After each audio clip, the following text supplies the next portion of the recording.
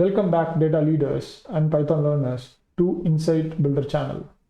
Revolutionize your data analysis with Streamlit. How to create interactive visuals in minutes. What do I mean by interactive visuals? Let us check out an example.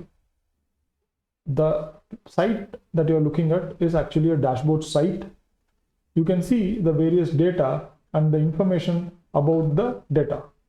It is saying e-commerce rider analysis, API and dashboard. And we can get the overview of the data. We can actually change, we can literally work with the data.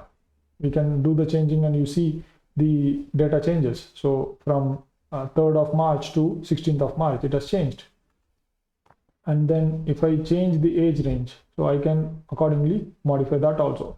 So it is between 24 and 35. Like this, if I want to check how the count is, so this is actually called as interactive visualization. Getting back to our presentation. So in order to create such a visualization that you saw, we can initially design the dashboard. In the earlier video, if you have followed this playlist, in the earlier video, we saw how to use pandas to do data analysis and make it ready for dashboard. But after you do the design and deployment of the dashboard, taking it to the internet is going to take a lot of time because you need support of the front-end engineers.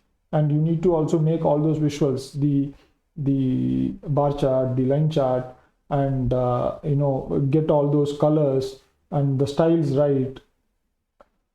In fact, that is going to blow out your test cycle, because once you make the dashboard, you have to test it with people who want to use the dashboard. So that cycle itself will become bigger. In order to avoid all these things, so there is a series of problems we face. So there is data hosting. We have to host the data. We have to visualize the data after we host it. We have to create interactivity. If there is a data modification, then what to do? And how about the security? Your data has to be secure, right? If everybody can see it like the way I showed it to you. By the way, that's a good point that we raised. You can actually go to this link and you can look at this particular visualization and you can also interact with it. So this visualization is available as public. When you are actually working on internal data sets that is private to your business or your company, then you might have to implement certain security. So how to implement all those security aspects? That is where Python ecosystem came up with the library called as Streamlit. In order to install this library, all you have to do is do a pip install Streamlit and it will directly install. If you want to understand more about Streamlit, there are 3 resources. One is Streamlit's API reference. This is one of the awesome documentation I have seen. Has a wonderful examples, and these examples work live in the browser itself. So you can check it out. It's one of the very, very interesting documentation I have seen in Python libraries. And also you can check out their GitHub repo. And this video will also introduce you to the problems that Streamlit solves. There is a big data alternative also. It is called a superset.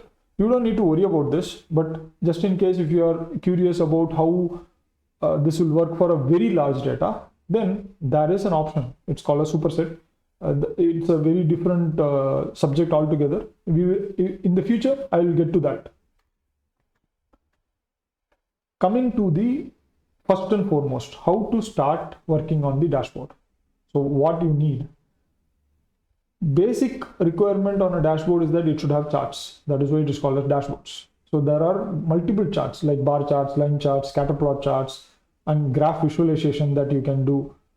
Apart from that, you want to put the text as well as the data also. Sometimes you want to put the tables also there. So how do you do that?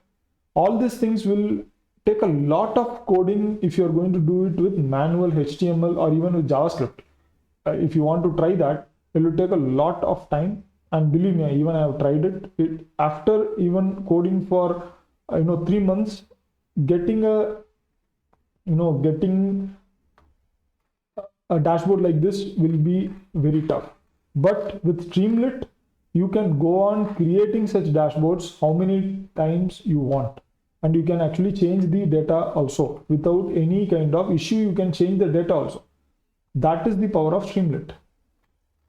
How it does it? So what happens is, in Streamlit, since it is Python, Streamlit has object. So there is a Streamlit object which gets created. It is called ST inside the Streamlit environment.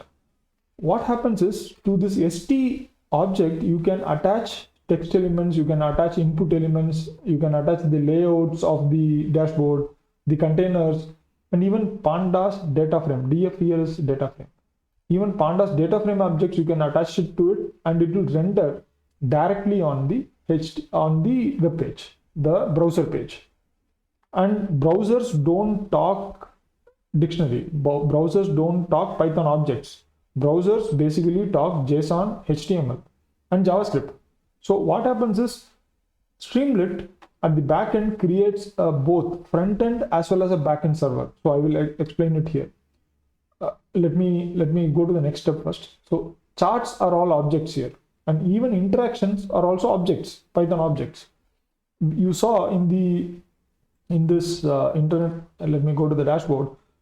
You saw here that we can actually interact with it. If you change this to Metropolitan, it will actually change the visual changes. And if I come here and if I change the age range, say if I want to increase, and if I reduce it further, you see that interaction is changing. How is this possible? That is because this particular bar you see, the change bar, the select bar, that is actually an object, Streamlit object, which provides two outputs, 33 and 37. It provides that output to the Python execution environment. And using that, we can filter the data. This is all very high level that I'm explaining right now. Let me go back to the presentation. We will see proper implementation of whatever I'm explaining to you in this presentation in the next video, where we will use a dataset and start creating a dashboard. In fact, we'll be using the same dataset that we used in the earlier video, the video before this, where we used pandas library to do data analysis. We will use the same dataset on this particular example also. And finally, we will deploy it on the internet. Like the way I have deployed the dashboard, we will deploy the another one also. You can take a look at that, and you can also do the same thing, and you can deploy it from your account. The major point I want to highlight is that the front end is completely abstracted away by Streamlit library. So you don't need to know anything, in fact, anything about front end. But if you are curious how the stylings works, I'll also be touching that a bit in my next video, where I will be going through the examples. So backend is completely programmable. Backend is where Python works, so we can program it. So the steps, the process. So first of all, we have to make charts and show insights. That is our primary goal, right? For making charts and showing insights, our data must be ready. So assuming that the data is ready, we then put it on the Streamlit program implementation, and then what we can do is we can automate the data change.